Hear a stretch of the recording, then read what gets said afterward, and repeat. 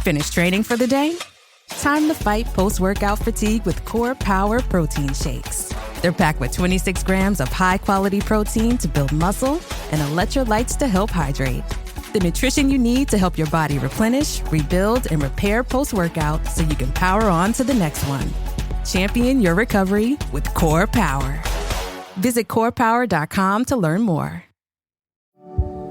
Every story you love, every invention that moves you, every idea you wished was yours, all began as nothing. Just a blank page with a blinking cursor, asking a simple question. What do you see? Great ideas start on Mac. Find out more on apple.com/Mac.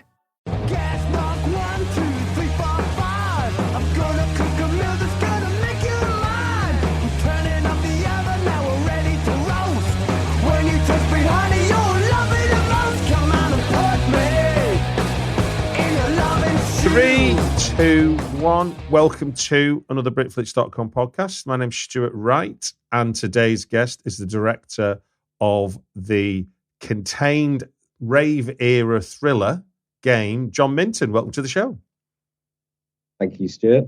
Before we get into the minutiae of making this movie, do you want to give the listener a brief synopsis to what game is all about?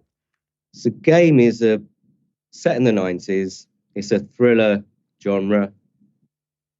Has a kind of bit of genre hopping throughout. A guy crashes his car on the way home from a rave. He's trapped. He can't get out. It's just him alone in the woods. He encounters a dog after a couple of days. An incident occurs, and it turns out that that dog is owned by a poacher. And then from then on, it's a kind of battle of wits between the two. And it was a short film originally, wasn't it? So what was the tipping point that made it turn into what is now a feature film? Yeah, well, I from the off, I kind of knew that this story was going to be quite a tough one for me to tell. Like Jeff's, I considered myself an editor, and then Jeff was like, "Well, you're going to direct and edit this." And from that moment, even just hearing the outline story over a phone call, I knew that there was going to be vast periods of isolation for our main character, nothing much going on, building tension out of nothing, not having much to go on whatsoever in terms of storytelling. And I knew immediately that would be quite testing. So in the process, when Jeff kind of decided, like, we're not making a 40-minute long short, we need this to be feature length. And I was just like, oh, okay. Yeah, it's like no pressure. Yeah. Like, and then so began the kind of like the research. I just researched every aspect of this. And one of the parts of the research mission for me was, what is feature length? Like, when you start looking around, is there an official length? And we had discussions about this. And, I was looking back at Christopher Nolan's, is it Following? Yeah. It's 65 minutes. And it's like, oh, can we get away with that? And I mean, Host on Shudder, the Jed Shepard, Rob Savage, I think that's 55 minutes. Yeah. So what is feature length, ultimately? But we kind of settled on an aim for like 75. Between that and 90, I just thought, we're not going to get to 90 with this story and with the resources and budget and time frame that we have, and also trying to tell a story that is engaging, that doesn't have anything baggy or kind of like too whimsical about it. Like, because every collection of footage that you have, whether I'm doing music videos or this or that, or even live stuff or doc, every your limitations are within your bundle of material. So it's kind of, that was the challenge to myself. So really, I think the ultimate decision for feature length was like, if we're going to do this, let's just do it. Like, the catalyst for this whole project really was look at us, we've got these skills, we can do this, we want to do this. We all share ambition to step out of our comfort zones, and let's make a film. Let's go through the whole process. We want to learn every aspect of doing this. Amazing. We want to experience it. And, you know, and that's essentially what we're still doing, because now we're kind of promoting it and we're putting it out there. And for the listener that doesn't know, Jeff Barrow was in the band Portishead and is in the band Beak. He started a record label in the early noughties called Invada Records. And now Invada Films, 20 odd years later, is the vehicle for which game is coming out. And it was interesting. For me personally, you really were there at the beginning. I mean, all I did was cover. I wrote about the band Gonga in Days of Confused back in the early noughties. You were making the video for the single that I was listening to back then. Yeah. It was an interesting time for me personally, and for Jeff as well.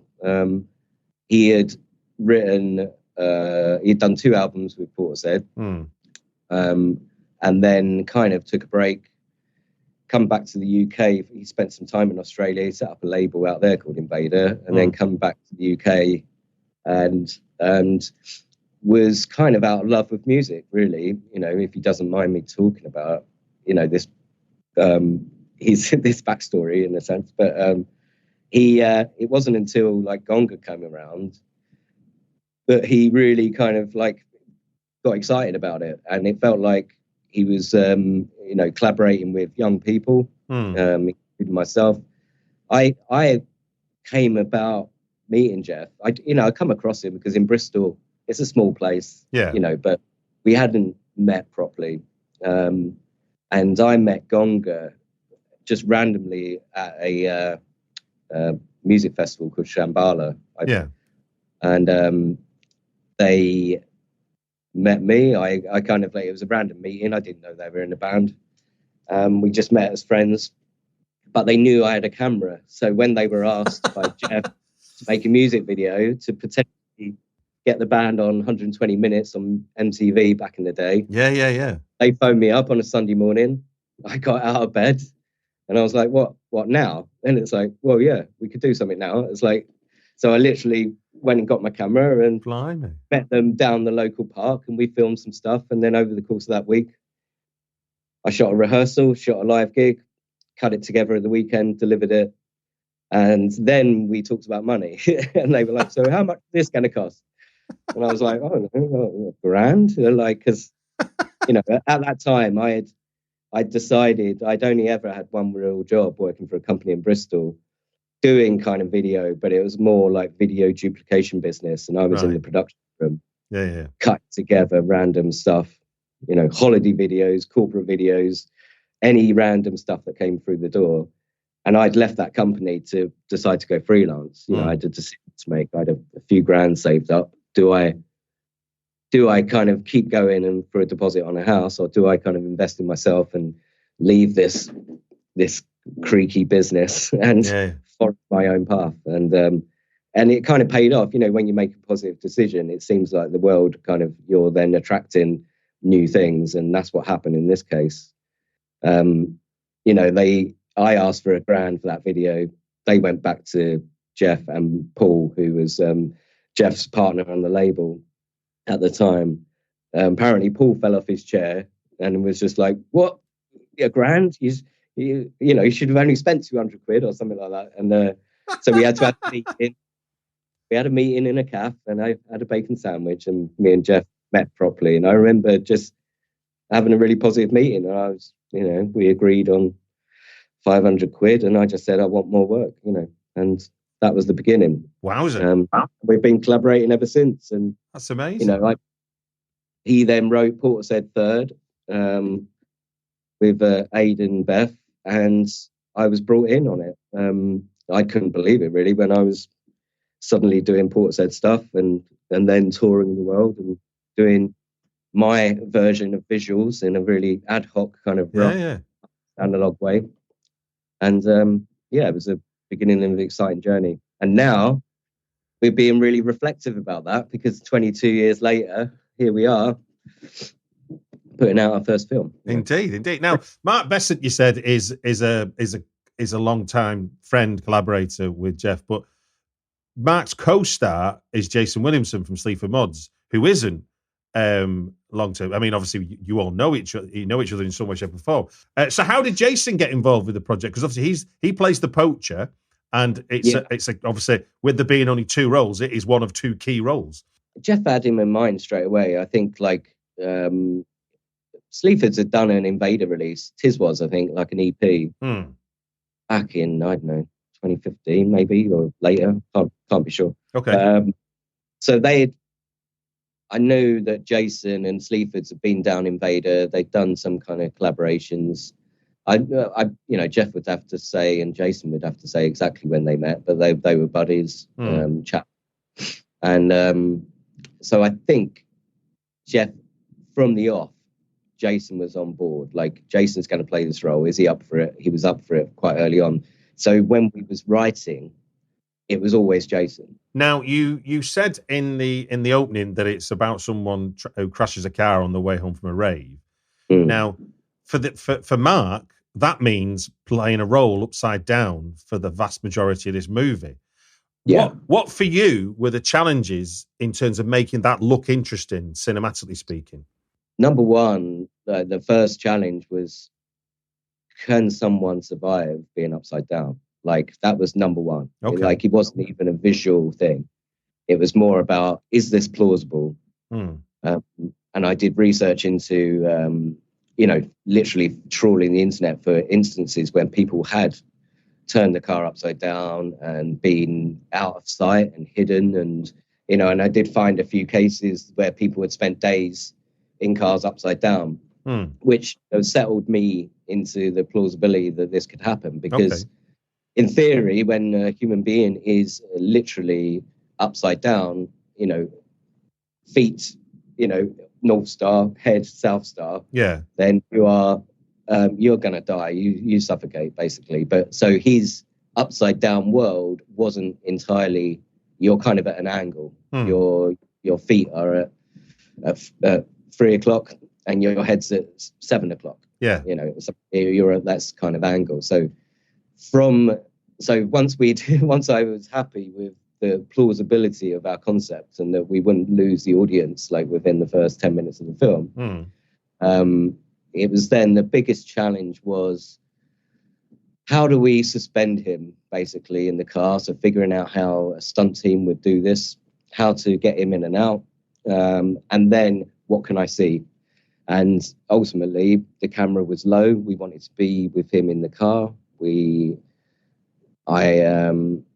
I just storyboarded it. We bought the car quite early on, so I literally had it parked outside my house. I photographed it, literally from all angles. Flip those images upside down in Photoshop. Started understanding the upside down world, and to be fair, it was a bit of a. It was really challenging, like understanding upside down, flip rounds. Like, we even started, when we started doing locations, we had a toy model like Golf with us. We literally had a white Golf that you could buy, a little toy car. Yeah. Because we're all dyslexic and we're all talking, no, he wouldn't be facing this way, he'd be facing that way. But if it's upside down and the car's that way, the driver's facing the tree. And it's like, oh no, so it has to be this way round. And it's like, your mind is just like constantly going, well, what way is, where are we going to put the camera? And obviously we knew, I always saw that set and the scene when Jason is in dialogue with the driver. It's almost like a play. It's like a stage. And therefore I kind of always knew that we would need to operate one side of the car. And we'd need to look through Marc, look through the car into this space where Jason will eventually sit. Yeah. And we don't want to give it away too much. Like, this space is empty until he fills that space. Yeah. And also the idea that the dog and Jason would circle the car at some point. And I didn't want to break. It was almost like the wall. I didn't want the camera to flip round and go round the car. It's almost like that's a space. So that was one of my kind of rules quite early on. And also just keeping the camera low. When I was storyboarding, I had certain angles, like a POV, as if you are the steering wheel looking back at Marc, or you are the dashboard. But until we really had the car in position, you really, I was quite happy with my workings out and the angles, and I was very concerned about 180-degree rules, and because that was another thing. Like, I've not directed narrative before, so although I've shot loads of stuff and I've edited short films and blah blah blah, so I kind of had an understanding of what I was going to encounter. I hadn't directed it, so I was very concerned about getting things, not giving myself the material to tell the story. And actually having him upside down really bent our minds into how does that work with the 180-degree rule. And if Jason is here, we do break the rules occasionally in the film, but they're kind of like times where it doesn't matter. And there's other times that if we hadn't have planned and had diagrams and had my camera positions, then it would have easily have come unraveled, very easily. What were the conversations like then with, given you, if you said you haven't have a lot of experience of directing narrative, then what were your conversations like with Ross James then as your director of photography, in terms of what you wanted to achieve and therefore what was achievable? Yeah, well, me and Ross have known each other for a long time. Okay. Friendship groups in Bristol, and he was part of my crew on Port Said when we toured around. He was on the camera. Okay. So we already had this kind of really kind of a good solid relationship. Now Ross had ambitions to shoot narrative. He's much more of a kind of TV cameraman, news, a bit of everything. Country file, Bristol-based lighting cameraman. Very, very agile, very quick at working, owns his own kit. And this is his opportunity to step into a narrative feature and work in a different arena. And so I didn't really consider using anyone else. And it's more personality based between us. Okay. It was less to do with I really like Ross's style, and much more about we can work together. I feel supported by him.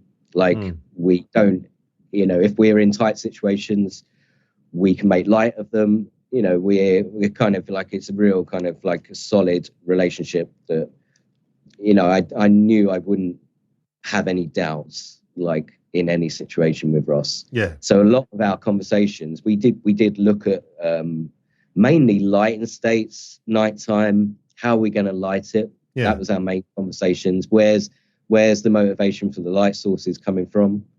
And quite early on, we was considering anamorphics or this or that, the kind of, we're making a film, so it has to look cinematic, this kind of idea. But then, we even considered using iPhones. Because of the very tight nature of the car, how an iPhone would be really useful to get into spaces. But ultimately, it came down to just speed. And Ross's kit, he uses Sony's. He's got lenses. It's his kit. He knows it inside out.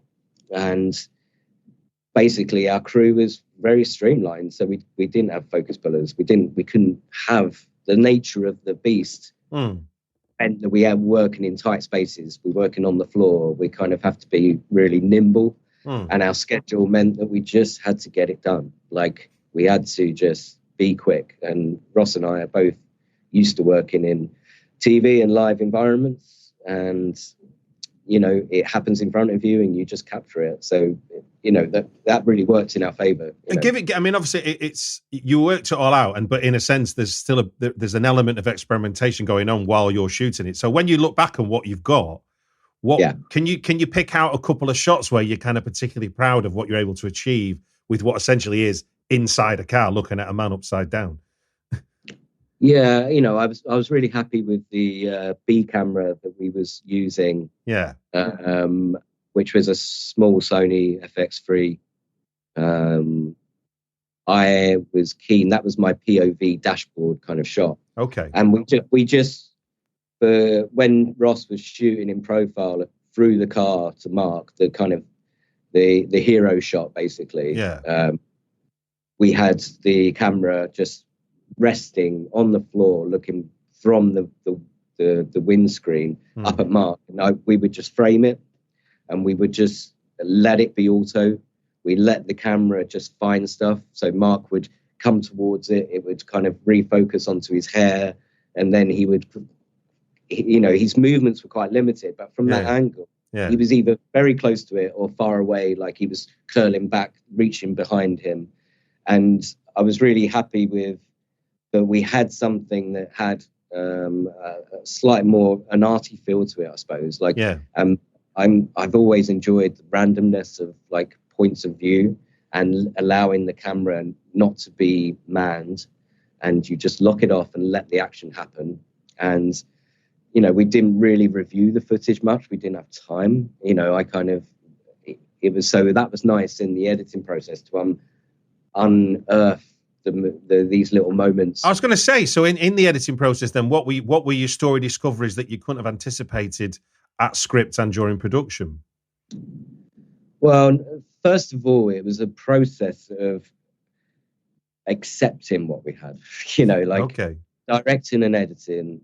Anyone that's done it on any level will know that it's a complete mental challenge for yourself personally to let go of the stuff you haven't got. Basically, you're just reminded all the time of what you didn't get or what your intention was, and it takes a long process to accept what you have got. Okay, and quite early on, when we was cutting those early scenes, it was tough going because the very nature of Marc being in the car, he was in it for a very limited time. He pushed himself too far, so we had to keep it to 25 minutes, and then you've got the time to get in and out, and then you've got to shoot some material in that process. Then he has to recover, so we had to move on to other stuff. So you're constantly in and out trying to keep track of where you're at. And so it was a real jigsaw puzzle. So in terms of like piecing it all together, that was the hardest part of the film in every sense. Pre-production, writing, pre-production, shooting, editing. I would say like 3/4 of the time was spent in that first half of the film, if you know what I mean. If we didn't get that right, the pacing, the tension, then the reward that you receive by getting to the central part of the film and it flowing and moving from then on, you don't get that payoff. And I think, we spent so much time, getting that right. And, I think we're there. I think the reactions we're getting tell us that, it's working, basically. Absolutely. No, I mean, I think I said to you on the night, part of what happens when you're watching the film is like, will you get out of the fucking car? You really feel the tension for Marc's character, and it really pulls at you as an audience member. Obviously, when he's alone, and then when he's with the poacher, it doesn't change. It feels like such an easy thing to fix, but you watch him and he's trying, and then nothing's working. Some of it, it's the era as well, and it's the era of old cars, seatbelts that get stuck. We've been in, if you're of any age where you've been in 80s cars where you put your seatbelt in and it locks, and you basically can't move until it releases itself, and that could be at any given point. So we were really relying heavily on that mechanism, failing on him. But really, I just want to mention the testament to Marc's performance and his desire for the struggle. This was something that he was pushing all the way from the very beginning. It was important that we did this for real. It was important that we actually did it. He was actually struggling, and it wasn't easy to be in the car, let alone act in the car. So, and I think that's, we had considered, is this the right way of doing it? Shouldn't we be making it upside down? And we had considered, should we be in a studio with the car, and should we then just do the outside stuff? And how would other filmmakers do this? We went round in circles a lot, but ultimately it always come back to, no, we need to just do this for real, and we need to get a real car in the real woods, and that's where we're going to do it. And this is how we would make music. This is how we would make everything that we do. It comes from a real source. Or I was going to say, not to, it probably could have worked in some sort of constructed way in a studio, but I think the fact that it's a real car in a real wood, gives it an authenticity that you believe. Because, like you say, Marc's performance is so strong. I'm not an actor, so it always amazes me when you see how people can sort of just be consistently, as he is, injured from a car crash and trapped upside. So it's not just that he's trapped; he can't use his limbs like he would do. His hands are not gripping like they would do.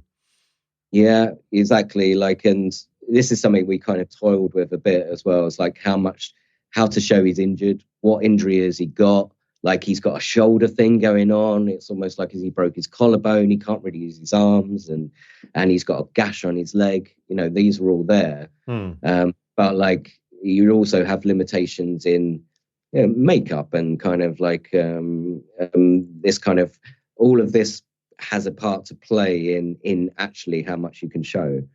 And ultimately, he was suspended by a kind of trapeze bar across his pelvis. Okay. That's kept him in the car. Yeah. So it was almost like a swing that was 2 ropes going through the chassis of the car, and they would be tied off and pulled tight. So he was like rocking almost. And then the seatbelt was something that was clamped around him. And therefore I couldn't look up. I couldn't see his lap. I always had to look through him. Yeah. So I was very limited on the framing. And that also played a part when we actually got to the edit, when we was reviewing the material that was available, that we had shot. Jeff quite early on was going, it's all very close. It's all very contained. This idea of claustrophobia. Yeah. It's almost like a literal interpretation. It's like you're closing the frame. He hasn't got much space to move in. It's reminiscent of Buried, isn't it? Ryan Reynolds' movie. Yeah, and I did research other films that have done this, like Lock as well. Like, is it Phone Booth or Phone Call? Yeah, Phone Booth. Yeah. I kind of reference. I looked at them, but I didn't want to look too closely. So Buried is something I've seen clips of, but I haven't seen the film. Like, to be honest, the film is just not the type of film I would want to watch. Like, that kind of torturous kind of feeling. Yeah. So like making a film that has that, like, this isn't something that I would enjoy either. Like, and naturally be drawn to. Yeah. That's one of the things. I think I said to you on the night, but just for the benefit of the listener, like, when you're watching Marc's character be trapped for so long, and this is not a massive spoiler. So when Jason's character, the poacher, comes along, that doesn't set him free. So you're now in like you said in your summary, your battle of wits. You end up watching the film in a very different way because it's because of that claustrophobic close up of a man upside down with his head almost resting on the roof of his car.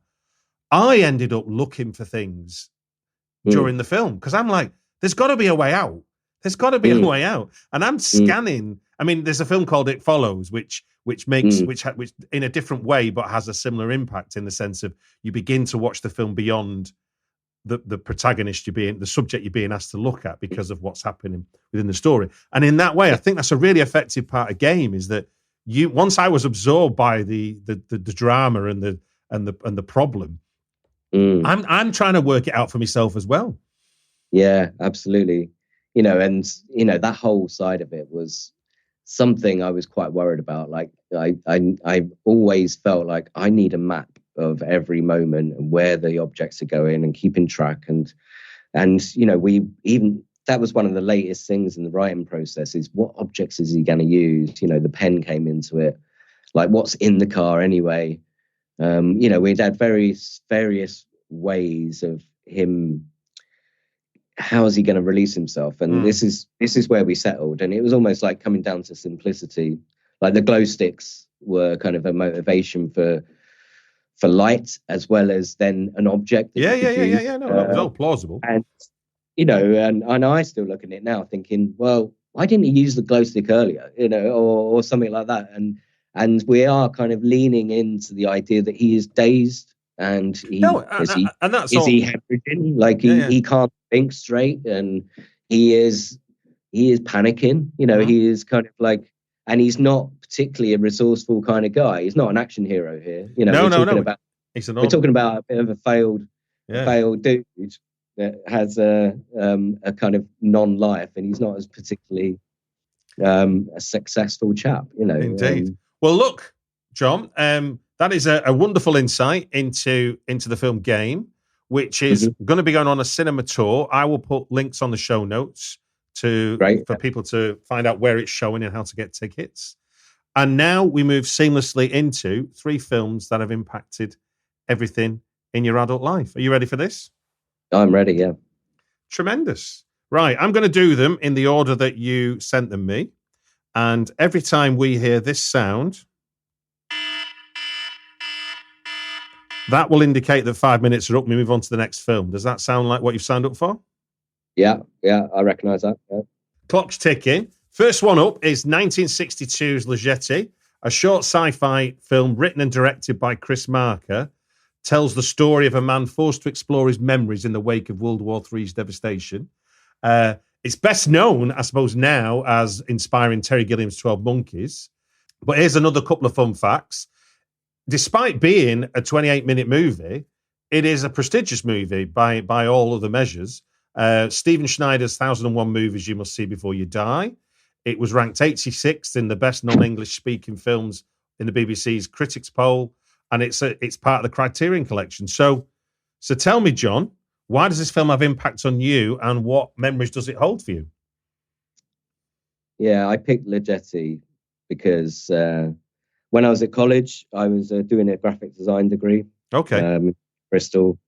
We were very encouraged to explore other mediums on our course, whatever that might be, like fashion or ceramics. Basically, they didn't have a room for graphics, so they just forced us to explore other faculties. We had I fell into moving image.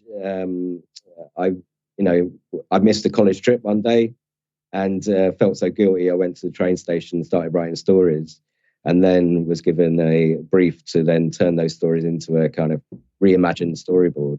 And around that time, I kind of was grappling with this idea. It's like, oh, I'm doing moving image. Like, oh, that means I've got to film people. Like, oh, shit, And I remember going to the library, and for some reason, I picked up Jetee, put it on, and just sat there with the crappy headphones on a crappy TV with VHS in front of me. And it just kind of unfolded in front of me. And it basically, it showed me I can do this. Like, I've got those skills.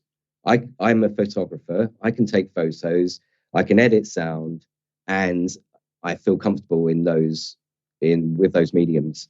And I was, I learned to edit by reverse. I started animating first and using After Effects to animate typography and stuff like that. And then ended up with a camera because you could connect it to a computer to then dump your material, via, outputting your edit onto the camera down to tape. Yeah. And once I owned the camera, then I started filming. But the beginning of it, I think it was almost like the Jetee gave me permission. It showed me that you can tell stories with limited resources that are really effective, really emotional. I was going to say, I should add, shouldn't I, that the other real magic of this movie is that it's a bunch of still images. It's not even. Yeah. There's one. No. I think there's one little moment of moving image. I think. At the end, with his actual moving image. Yeah. But it's got so much movement in it. I was just totally just inspired by the cuts, like how you could cut still images to create movement, the pacing of it. It's kind of like storyboarding in a sense. Like it's just, it just spoke to me. As simple as that. Like, and of course, it's been analysed to death. And you can listen to people talking about it and philosophizing because it's a philosophical film. Like, you'll find from the other the films I've chosen all have this kind of thread to them. But for me, it's about editing. It's all about editing. It always has been for me. It's all about structure, pace. I saw it for the first time in a writing class, and obviously being made to sit somewhere for 28 minutes in a class, which is not the perfect environment to watch anything, let alone something like this. And I hated it, and I hated it like vehemently hated it. And then 2 weeks later, I'm still thinking about it, and I realised it had got me. And then I rewatched it without the kind of like by choice, and completely and utterly loved it. It was such a. Do you know what? I don't think I've ever seen it all the way through. It's like half an hour long, but I get to a certain point and I'm just somewhere else.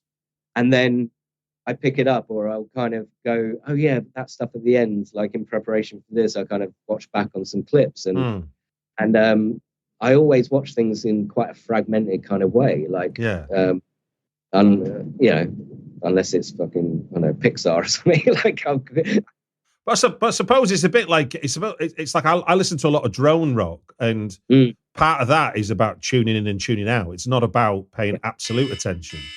It's about the being absorbed by. There's our first 5 minutes, sir. There we go, Jetee. What a film! Yeah. Indeed, and the poster behind your head, I notice. That's right. Yeah, well, that was part of my decision. I was like, I've got it in my wall, man. You know, it was important to me. Yeah, we're jumping forward to 1968. To 2001, A Space Odyssey, written and directed by Stanley Kubrick, of course, adapted from Arthur C. Clarke's short story, The Sentinel. It's the story of a mysterious artifact uncovered on the moon by a spacecraft manned by 2 humans and a supercomputer, who are then sent to Jupiter to find its origins, which is such a reductive. Is that such a reductive description? I mean, and then the fun fact is, according to special effects pioneer Douglas Trumbull, the total footage shot was some 200 times the final length of the film, which obviously reflects the length of film that was made as opposed to anything else. And that was after Stanley Kubrick cut 90 minutes from the film after its New York premiere to speed up the pacing. But tell us, John, why does this film have impact on you, and what are its lasting memories for you? I can't remember when I first saw this film. I do remember us having the soundtrack at home on vinyl. So I think early on it was probably the artwork and the gatefold, and I don't remember ever listening to the music at home. Dad would have owned it. My dad saw it in 68, but he wouldn't have talked to me about it until my adult life. You know, I called him up this morning to say, what was it like?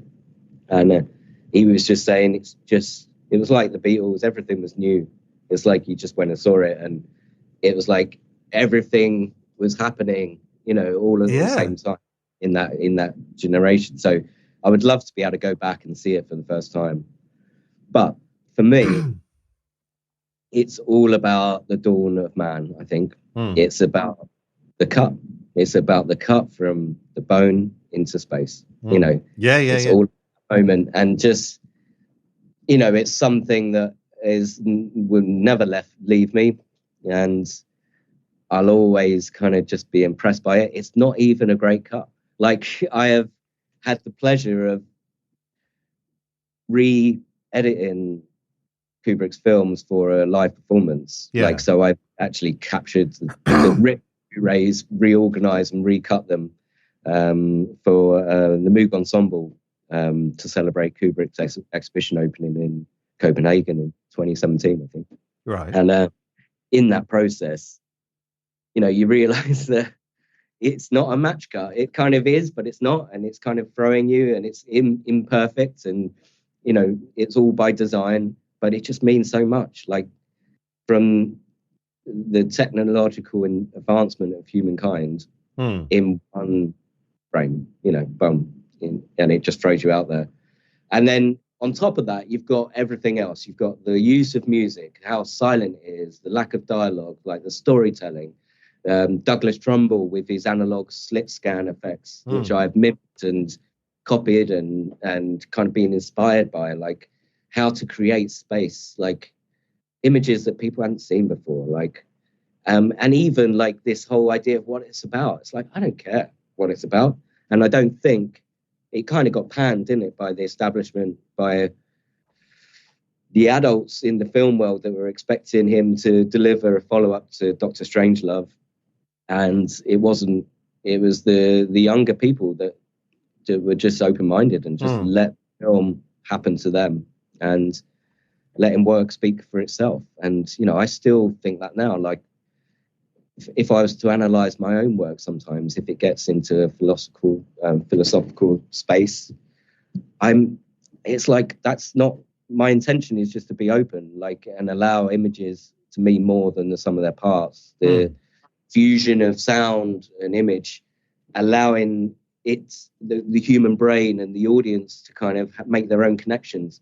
And that's what turns me on about work and seeing people's stuff or music. You know, it allows you to kind of discover, make your own assumptions, make your own conclusions about life, and just to keep on dreaming. You know, basically. Yeah. No, I've been lucky enough to interview Genesis Porridge when he's still around, and that was his philosophy. He was like, he very much was about, I'm not what I'm doing and what people see. I'm more interested in what he said. He's more interested in finding out what people see in the work than anything else, because that's the real discovery for him. Is that suddenly because you're imposing your life on it, aren't you? That's all you can. There's 5 minutes. Yeah. I'll just finish my thought, because it's a subjective opinion, which is as subjective as your basic, right down to your root DNA fight or flight instincts. Yeah. When you see, it's a bit like that, you know, when somebody says to you, oh, you must hear this or you must watch this, and then you do, and you're like, what the fuck are they talking about? Yeah, it's tension. It's different. Like, your expectations are put into a different place, and you know, it's not by chance that when we discover a band or something like that, it's like it's our discovery, and you pass that to somebody else, and they're like, they haven't discovered it because they've been past it, and you know, it's the same. And that was Kubrick's philosophy as well. You know, he was like, he didn't like getting recommended books, and things like that. He loved the idea of, you discover this that leads you to that leads you to that, and that becomes its own journey. Absolutely. Of self-discovery, because you're growing as a person as you either watch, read, or listen to these things. Yeah, I have a friend who's cinema, puts on events. Really, you know, a dear friend of mine. And I said that I was going to cover 2001, and he was like, "Yeah, I've never seen it." And I was like, "Oh my God, man!" It's like, okay, right, we'll have to go down the 20th Century Flicks in Bristol. Big up to them, and get in a room, a cinema for two, and put on 2001. Just before we get on to the final film, what else did your dad say then when you spoke to him about seeing it in 1968? What was his memory of it? He didn't really talk too much about it. He just said it was new. Like, it was just it just bowled him over. Yeah. And what he did go on to say, he was like, "Oh yeah, I also worked at Kubrick's house. My dad's a builder. He was a plumber at the time." And I was like, "What'd you do at Kubrick's house?" He was, because we're from the you know, North London, you know, around that area, St Albans, Boreham Wood or whatever. Yeah. And he was like, "Yeah, I just did some plumbing, some heating." But I've heard him tell this story before, and he was like, "Yeah, he was a moody son." And I was like, but this time he was like, "Yeah, I'm not sure if I met him." So, you know, you kind of like, I'm sure when I was younger, he said, "Yeah, he was making that sci-fi film at the time." You know, I was like, "Oh, you know." The legend and the myth all rolled into one. Yeah, exactly. Right, sir. For your final choice, we're jumping forward to 2010's experimental art film and winner of the 2011 Golden Lion at Venice, The Clock, written and directed by Christian Marclay, which is a runtime of a whopping 24 hours, but this is no ordinary 24 hours. It's made up of scenes from various films and TV programs that feature clocks or mention the time and combine it to make a 24-hour timepiece. Now, I'd never heard of this film when you suggested it, so I just posted on my timeline to see if any of my friends had seen it. And I got a great response. My friend Alison said, I went to this at the Tate a few years ago, expected to stay for a few minutes, and was there for over an hour. It was hypnotic. An hour? That was quick. Like, so tell me where does this impact on you, and what memories that hold? So I can't remember where I read about it, researched it. It just came up. You know, I'm kind of into contemporary art, anything that uses video or sound. So I can't say that I've seen tons of stuff, but if I get really inspired when I do in settings, and a bit like what we're talking about Kubrick and finding something, discovering, experiencing something. And the clock is something to experience. It is literally, you know, when I was considering what films, I hadn't considered the clock, and it was kind of random that it just popped up. Someone has remade it, just released it in the last week. It's online. It's called A Clock. It's not The Clock, but it is A Clock. So this film is just astonishing. Like, the more you know, when I went to see it, I sat there for 4 hours. I was just completely consumed about what would happen at 3 a.m. Like, what is happening in films? Because you're deconstructing films. There's a timepiece in every scene. It's it's in sync with the time that it is in your world. Yeah. So I went in at 1 p.m. after lunch, and that's what's happening in the film. So you might see Die Hard or Blade, Back to the Future. You'll see all 3 Back to the Futures in tiny bits of scenes where he's using like the clock tower, or there's a reference to a watch, and I found myself checking my own time all the time. Like, how long should I stay? Oh, I'm just doing an extra 10 minutes. And it's like, why am I looking at my watch? It's on the screen. Like, it's a timepiece. But it's a timepiece. It crosses boundaries of, like, now I'm looking at it and talking about it. I'm seeing more. Like, you're seeing time. You're seeing place. You're seeing cultural references. It's like all the films that they've taken into the mix, and there's hundreds of thousands of clips that they've drawn from, and it's like they are running in real time, and you're just flipping between. So, like, it's deconstructing to rebuild this other world. It's like parallel worlds. I just can't recommend it enough, and it's just astonishing, really. Like, even just looking at film stocks and camera lenses, and you're cutting from one black and white documentary to, 7 or something like that, or like you're seeing kind of famous faces mixed with kind of like normal human beings, in cultural really tense moments, and also it's because it's centered around time. It tends to be in rooms, in kitchens, in bedrooms, where there's clocks, mantelpieces, and public squares, train stations. There's a kind of, and people are waiting. They're waiting for something to happen. Yeah. So there's a sense of contemplation, or like they're just about to do a bank robbery, or they need to defuse the bomb. And then suddenly you're in a plane with James Bond, but it's not just James Bond. It's like all of the Bonds, because Bond, it's all about time. So the clock is like. It's like the history of 20th century filmmaking all wrapped up in one, whilst also showing you human behavior over a 24-hour period. It's just so layered. It's all about the editing, the sound from one piece flows into the next, drawing parallels, crossing time barriers and place. And I'm so pleased that I remembered how impactful this film. Did you see it at the Tate as well? Is that where you saw it? Yeah, I went to the Tate. Yeah. So presumably then, if it reflects real time, does it continue playing when the Tate is closed? It doesn't close. Amazing! So they kept the exhibition open so you could watch it. Yeah. And then people are queuing to get in. You have to wait for someone to leave for you to get a seat. And it was at MoMA last early this year. Yeah. Finished. It ran from like December to May, and I was on tour with Simple Minds doing my other job. Yeah. And we were in New York about a month later, and I was gutted because I could have just got in there. There we go. There's our time. But finish thought. Yeah, I could have queued up and just gone in there and sat with it and done the early hours of the morning and just really kind of like found out.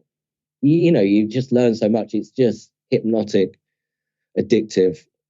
And I love these kind of conceptual art pieces. I mean, again, I mentioned to you about for the benefit of the listener.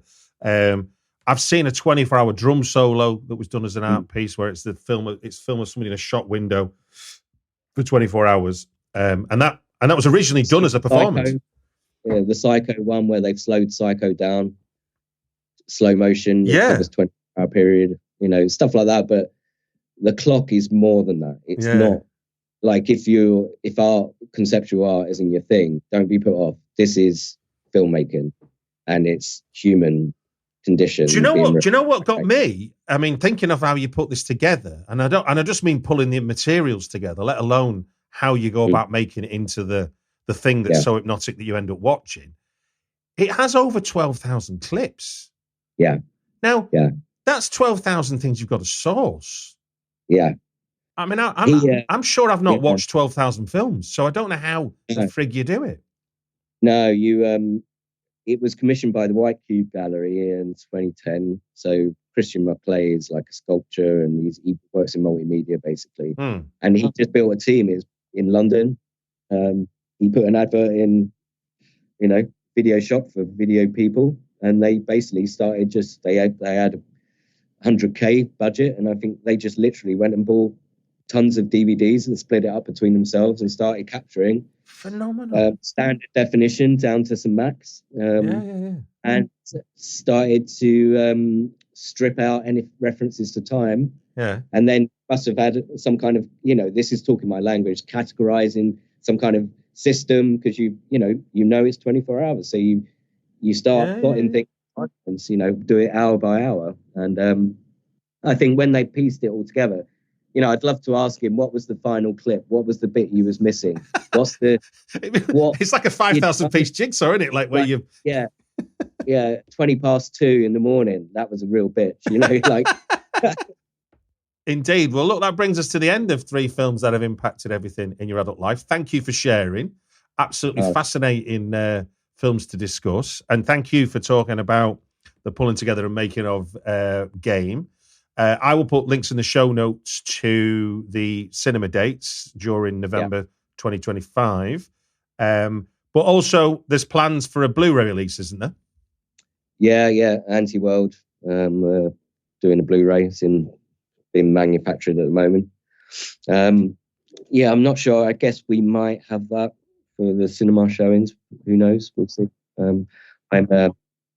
Just watch this space. Invada Films on Instagram, online.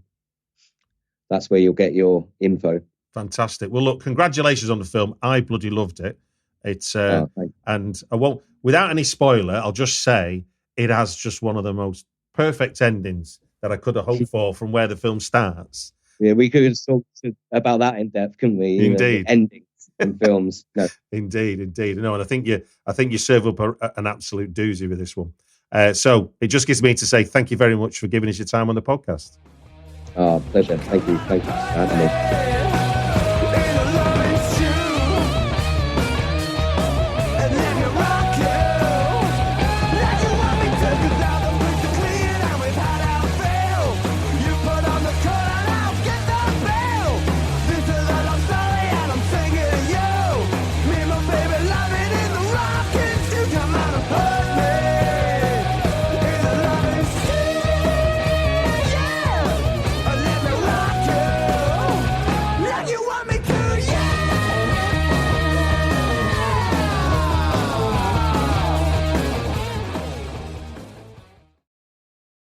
Hey there, Hugh from Poderation here, and if you like today's show, we think you'll love Thanks for Playing. Join Matt and Lucas every week as they explore the wide breadth of the world of video games, talking about their favourites, talking about new releases, talking about old classics, talking about everything that makes video games some of our favourite hobbies out there.